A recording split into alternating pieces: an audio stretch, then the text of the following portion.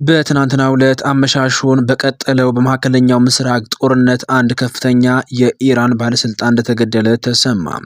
በትናንትናው ዕለት አመሻሹን የተገደለው የኢራን ከፍተኛ ባለስልጣን ማን ነው? እንዴትስ ሊገደል ቻለ? አብራችሁን ስትቆዩ ዝርዝር መረጃውን የምታዳምጡት ይሆናል። እንዲሁም ደግሞ እስራኤል በክላስተር ሚሳኤል እንደተመታች ተሰምቷል። ቴህራን በአሁኑ ሰዓት ላይ ለሞቱባት ከፍተኛ የኢራን ባለስልጣን ምላሽም በአሁኑ ሰዓት ላይ ወደ እስራኤል ሚሳኤልና የድሮን ጥቃት መፈጸሟን እንደቀጠለችም ተሰምቷል። አብራችሁን ስትቆዩም ዝርዝር መረጃዎችን የምታዳምጧቸው ይሆናሉ። እንዲሁም ደግሞ በአሁኑ በኢራን ጦርነት ሩሲያን እያበለጸጋትና ተሰሚነቷን እየጨመረ እንዳመጣውም አንዳንድ ፍንጮች እያመላከቱም ይገኛሉ። ስለነዚህ መረጃዎችም በዝርዝር አስደምጣችኋለሁ። እነዚህንና ሌሎች መደመጥ ያለባቸውን መረጃዎችንም ሰዓታችን ጠብቀን ዘንድ ተመልሰናል። አብራችሁ እንድቆዩ በአክብሮት እየጋበዝኳችሁ በቀጥታ ወደ ዝርዝር መረጃችን እንሸጋገራለን። በቅድሚያ በመካከለኛው ምስራቅ ያለው ውጥረት ከፍተኛ ደረጃ ላይ በደረሰበት በአሁኑ ወቅት ላይ ሳውዲ አረቢያና እስራኤል ዋሽንግተን በቴህራን ላይ ያላትን ወታደራዊ ጫና እንድታጠናክር በይፋ መጠየቃቸው ተሰምቷል። የዋሽንግተን ፖስት ዘገባ እንደሚያመላክተው የሳውዲው አልጋውራሽ መሐመድ ቢን ሰልማንና የእስራኤሉ ጠቅላይ ሚኒስትር ቤንያሚን ኔታንያሁ ፕሬዚዳንት ዶናልድ ትራምፕ በኢራን ላይ ቆራጥና ጠንካራ ያለ እርምጃ እንዲወስዱ ከፍተኛ ዲፕሎማሲያዊ ግፊት እያደረጉ ይገኛሉ። ይህንን ተከትሎም የአሜሪካ መንግስት ከኢራን ጋር ሊኖር በሚችልበት ማንኛውም ወታደራዊ ግጭት ከጎኗ የሚሰለፉ አገራትን ዝርዝር በቅርቡ ይፋ እንደምታደርግም አሳውቃለች። ይህ እርምጃም ዋሽንግተን በክልሉ ያላትን ወታደራዊ ዝግጁነት ለማሳየትና የጥምረት ኃይሏን ለማጠናከር ያለመ ሲሆን በቀጠናው ያለውን የኃይል ሚዛን በእጅጉ ሊቀይረው እንደሚችልም ተገምቷል። የሳውዲ መሪ መሐመድ ቢን ሰልማን የኢራን ቀጠናዊ ተጽዕኖ ለመግታትም የአሜሪካ ወታደራዊ ድጋፍ የግድ መሆኑን ሲያምኑ፣ ጠቅላይ ሚኒስትር ቤንያሚን ኔታንያሁ ደግሞ የቴህራን የኒውክሌር ፕሮግራም ሙሉ በሙሉ ለማሰናከል ዋሽንግተን ወታደራዊ አማራጮችን አጠናክራ እንድትጠቀም ይፈልጋሉ። በመካከለኛው ምስራቅ ውጊያው በአሁኑ ሰዓት ተጠናክሮ የቀጠለ ሲሆን አንድ ከፍተኛ የኢራን ባለስልጣን እንደተገደለ በትናንትናው ዕለት አመሻሹን ተሰምቷል። ላሪጃኒ በእስራኤል ጥቃት እንደተገደሉ ተሰማ። በኢራን መንግስት ውስጥም እጅግ ከፍተኛ ተሰሚነት ያላቸውና የጠቅላይ መሪ አያቶላ አልሃሚኖ አማካሪ የነበሩት አሊ ላሪጃኒ ሌሊቱን በእስራኤል በተፈጸመ ጥቃት መገደላቸውን የእስራኤል መከላከያ ሚኒስትር ኢዝራኤል ካትዝ አስታውቋል። የግለሰቡ መገደል አንድ የእስራኤል ወታደር ባለስልጣን ለቢቢሲ ያረጋገጠ ሲሆን ጥቃቱም ከመፈጸሙ በፊት የኢራን መገናኛ ብዙሃንም መግለጫ እንደሚሰጥ ሲጠብቁ የነበሩ ሲሆን ይሰጣል ተብሎ የተጠበቀው መረጃ እንዳልተሰራጨ እንዲሁም ደግሞ መግለጫም እንዳልሰጡም ተረጋግጧል። ላሪጃኒ እንደተገደሉም የእስራኤል ጠቅላይ ሚኒስትር ቤንያሚን ኔታንያሁም ጭምር አረጋግጠዋል።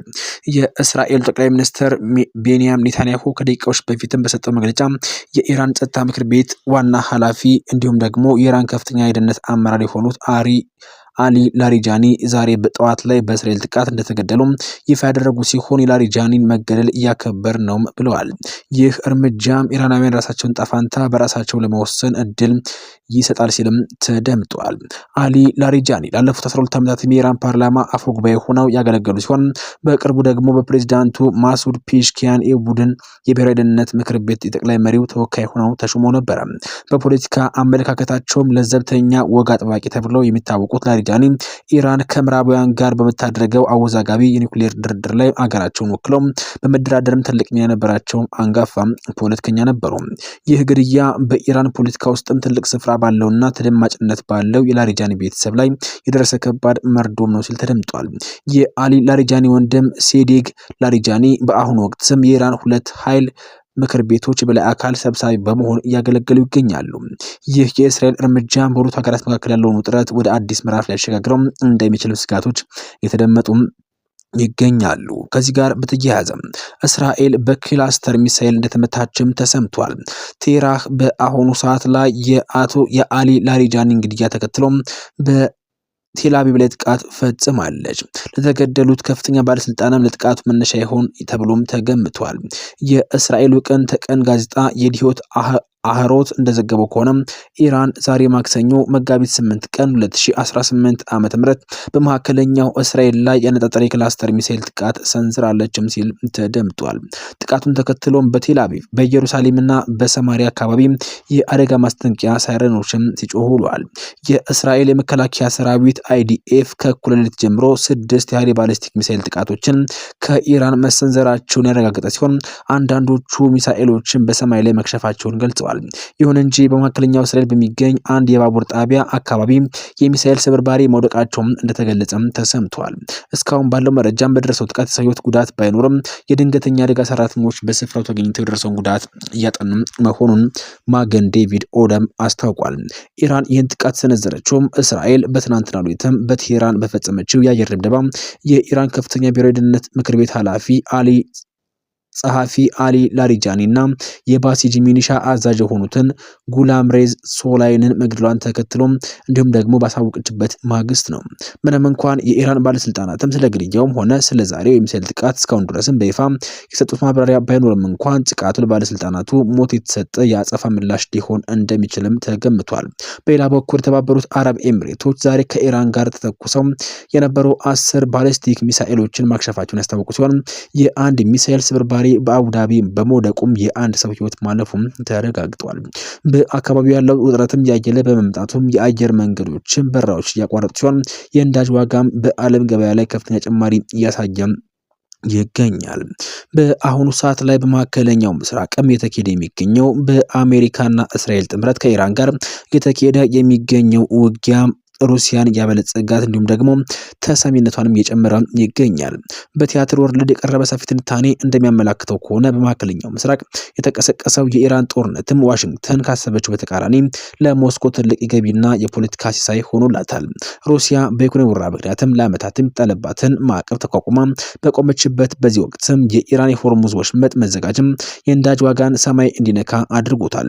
ይህም ሩሲያ የነዳጅ ምርቷን በውድ ዋጋ ለቻይናም እንዲሁም ደግሞ ለህንድ እንዲሸጥና ለጦርነት ማሽኗ የሚሆን ተጨማሪ ቢሊዮን ዶላር እንድታገኝም በር ከፍቶላታል።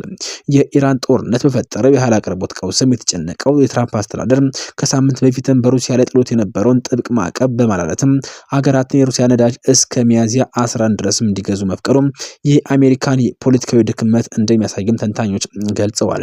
ይህ የዋሽንግተን የሽንፈት እርምጃ ዩክሬንና የአውሮፓ አጋሮቿን ያስቆጣ ሲሆን ፕሬዚዳንት ዘለንስኪ ውሳኔው ለሩሲያ የ10 ቢሊዮን ዶላር ተጨማሪ የጦርነት ፈንድ እንደሚሰጥም በመግለጽ ተቃውሟቸውን አሰምተዋል። አሜሪካ ስትራቴጂካዊ ነዳጅ ክምችት በታሪክ ባልታየ መጠን ለመልቀቅም መገደዷ የችግሩን አስከፊነት ያሳያል። በወታደራዊ መንገድ ረገድም ጦርነቱ ሩሲያ እየተጠቀማት ይገኛል። አሜሪካ እስራኤልና እንዲሁም ደግሞ እስራኤል ለመከላከል የምትጠቀምባቸው ፓትሪዮትና ቶማሃውክ የተባሉ ሚሳኤሎችም ዩክሬን በጉጉት የምትጠብቃቸው ነበሩ። አሁን ላይ የአሜሪካ የጦር መሳሪያ ክምችትም ወደ መካከለኛው ምስራቅ በማዘንበሉ የዩክሬን ጦር እየተዳከመ ይገኛል። በአንጻሩ የሩሲያ ጦር ደግሞ መሳሪያዎችን ውጤቶችን እንደ ኤስ-400 ያሉ በዓለም ገበያ ላይ ተፈላጊነት እየጨመረ መጥቶ ይገኛል። ሩሲያ ለኢራን ደህንነት መረጃ በማቀበል የአሜሪካን ተጽዕኖ ለማዳከም እየሰራች መሆኑን በትንታኔው ተመላክቷል። በመጨረሻም የኢራን ጦርነት በቴህራን ላይ የመንግስት ለውጥ ለማምጣት የታቀደውን የምዕራባውያን ህልም መናም አስቀርቶታል። እንደ ጆን ሜርሻል ያሉ ታዋቂ ምሁራንም አሜሪካ ማሸነፍ የማትችለውን ጦርነት በመጀመር የብቃት ማነስ እያሳየች መሆኑንና ይህም ለሩሲያና ለቻይና ትልቅ የሞራል የበላይነት እየሰጠ መሆኑን ይከራከራሉ። በጠቅላላው የኢራን ጦርነት በቆየ ቁጥር ሩሲያ በኢኮኖሚ እየበለጸገች በዲፕሎማሲ ረገድ ደግሞ እንደ ታማኝ ኃይል አቅራቢነት ስሟ እየታደሰ እንዲመጣም የቲያትር ወርልድ ዘገባ ያጠቃልላል። በአሁኑ ሰዓት ላይ በመካከለኛው ምስራቅ ውጊያው በቀጠለበት ሰዓት ላይ የባህረ ሰላጤ ሀገራትም ከአሜሪካና ኢራን ፍጥጫ ራሳቸውን ለምን አገለሉ? እንዴት ሊያገሉ ቻሉ? ከዚህ ጋር በተያያዘ አንድ መረጃ በእጃችን ላይ ገብቷል። የባህረ ሰላጤ ሀገራትም በአሜሪካ በኢራን መካከል ባለው ግጭት ውስጥም እጃቸውን ያስገቡበት ከትልቅ ስልታዊ ግምገማ በመነሳት እንደሆነ ኢራቅ የፖለቲካ ሳይንስ ምሁር አብዱላ ማሊክ አልሁሴን ለስፑትኒክ ገልጸዋል። ተንታኙ ሀገራቱ አጸፋ እርምጃ ያልወሰዱትም ጥቃቱ በእስራኤል ወይም ደግሞ በአሜሪካ እንደተሰነዘረ መረጃ ስላላቸው ነው የሚለውን መላምት ውድቅ አድርገውታል።